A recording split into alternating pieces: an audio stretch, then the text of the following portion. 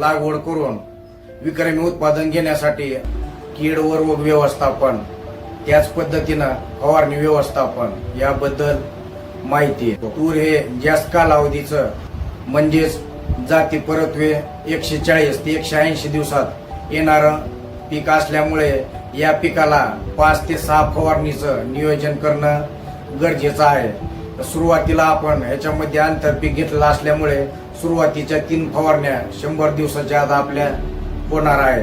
त्यानंतर राहिलेल्या 40 ते 50 दिवसामध्ये 3 फवारणीचं नियोजन आपल्याला करायचं आहे।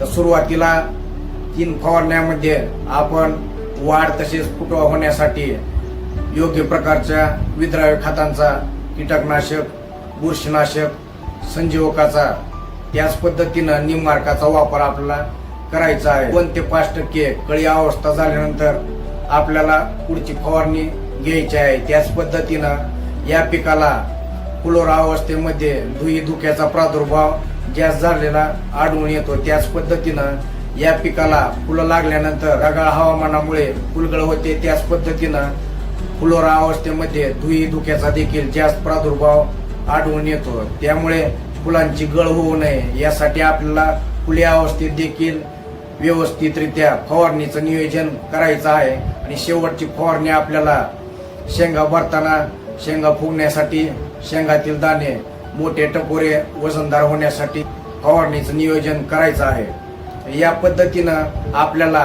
5 ते 6 फवारणीचं विक्रमी उत्पादनासाठी नियोजन करायचं आहे। सर्व फवारण्या आपल्याला तज्ञांच्या सल्ल्यानं घ्यायच्या आहेत। शेतकरी मित्रांनो, तूर पिकाची लागवड करून विक्रमी उत्पादन घेण्यासाठी आजच सद्गुरू ॲग्रो सर्व्हिसेस डोके यांच्याशी संपर्क साधावा। व्हिडिओ आवडला असेल तर व्हिडिओला लाईक करा, चॅनलला सबस्क्राईब करा। लवकरच भेटूया पुढच्या व्हिडिओ सोबत। धन्यवाद।